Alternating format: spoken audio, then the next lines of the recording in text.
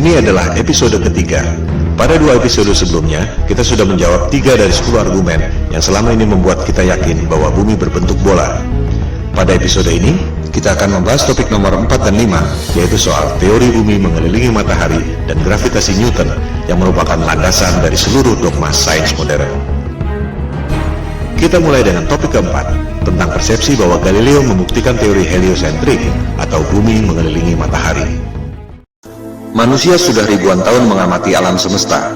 Apa yang mereka lihat adalah sama dengan apa yang kita lihat saat ini jika otak kita tidak dijejali dengan berbagai propaganda sebelumnya. Jangan sekali-sekali meremehkan para astronom kuno, karena merekalah kapal laut bisa menyeberangi benua tanpa kompas hanya dengan melihat formasi bintang. Zodiak yang Anda pakai sekarang merupakan hasil pengamatan mereka. Mereka mampu menghitung gerhana secara akurat. Jika Anda melihat situs resmi NASA, perhitungan astronom kuno masih digunakan sampai sekarang. Mereka mampu menghitung pergerakan bintang selama 25.000 tahun yang disebut sebagai The Great Platonic Year. NASA pun masih menggunakannya sampai sekarang. Jika kita melihat langit, kondisinya persis seperti di planetarium, bahwa kita dan bumi ini diam. Bintang-bintang berputar mengelilingi kita pada langit yang berbentuk kubah. Semua bintang berputar, kecuali satu yang posisinya tak pernah berubah, yakni bintang utara atau North Star. Para astronom kuno memandang bahwa bintang utara terletak pada titik puncak yang merupakan poros kubah.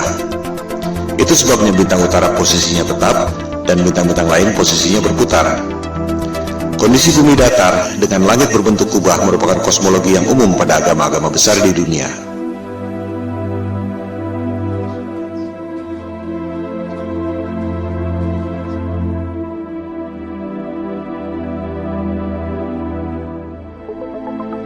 Yang tak banyak diketahui orang adalah peta standar dunia sebelum berdirinya NASA tahun 1958 adalah peta bumi datar.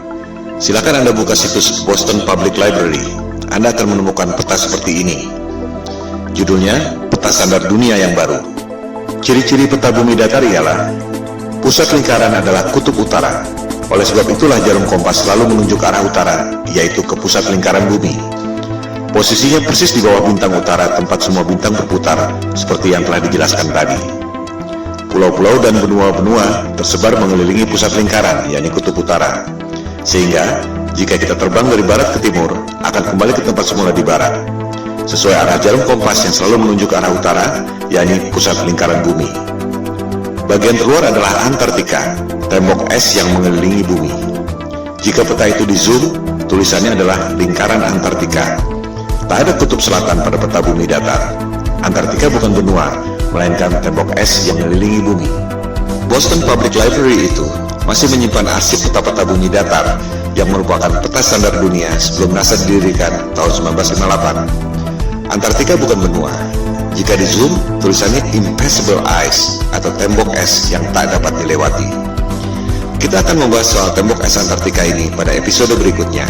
Juga akan dibahas bagaimana USGS, United States of Geological Survey, lembaga paling kredibel di bidang geologi dan ilmu bumi, membuat peta bumi bola berdasarkan peta bumi datar. Anda bisa cek sendiri di situs USGS. Pembuatan peta bumi datar menjadi bumi bola disebut azimuthal equidistant dengan menggunakan rumus matematika yang dibuat oleh Al-Biruni, cendekiawan muslim 1000 tahun lalu. USGS menerangkan bahwa peta bumi datar merupakan dasar yang akurat untuk membuat peta atlas nasional Amerika Serikat untuk mengukur jarak penerbangan dan menentukan arah antena.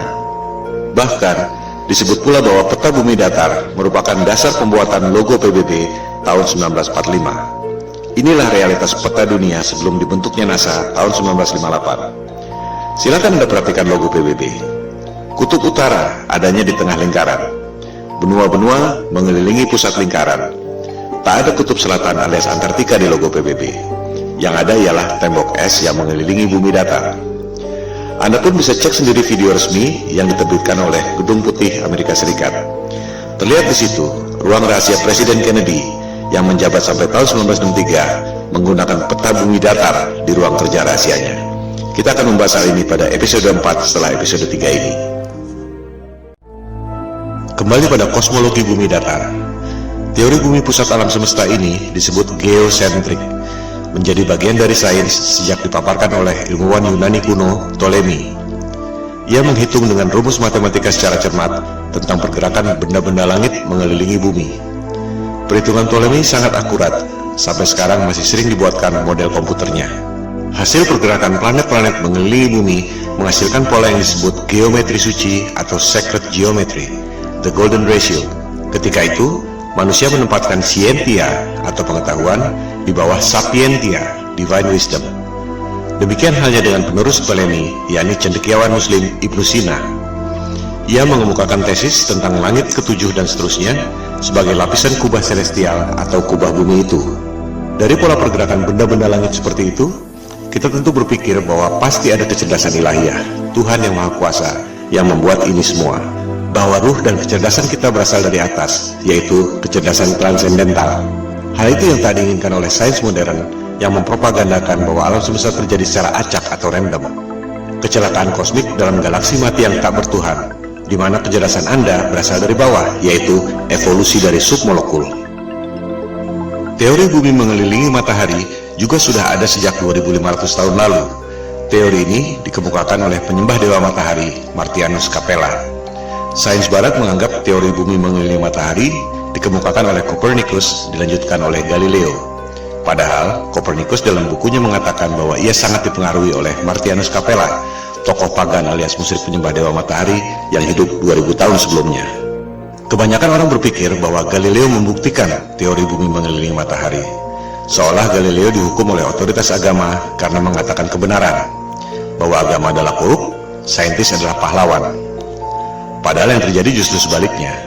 Silakan Anda cek buku The Genesis of Science yang sudah dirangkum pada Wikipedia.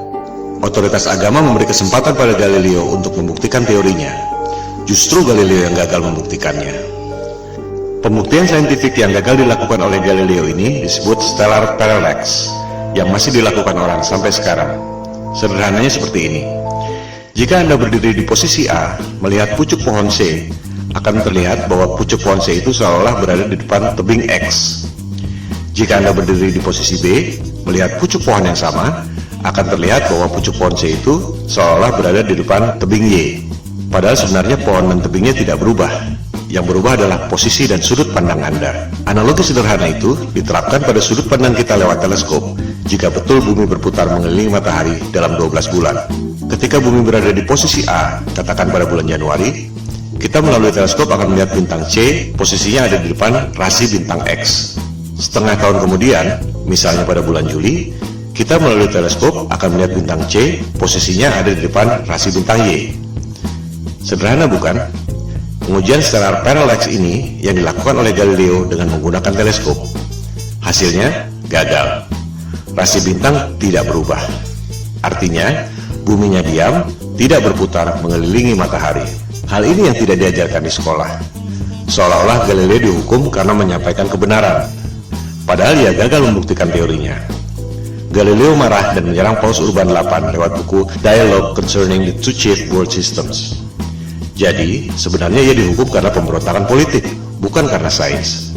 Disinilah kebohongan sains modern dimulai.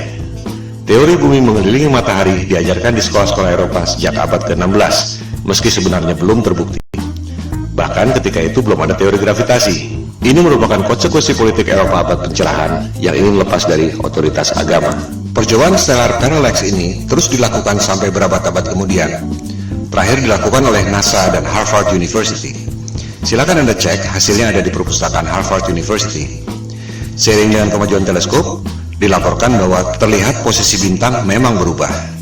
Masalahnya, yang separuh bergerak ke kiri, yang separuh lagi bergerak ke kanan. Fenomena ini disebut negative parallax. Artinya apa? Artinya tak mungkin bumi mengelilingi matahari jika bintangnya bergerak berlawanan arah.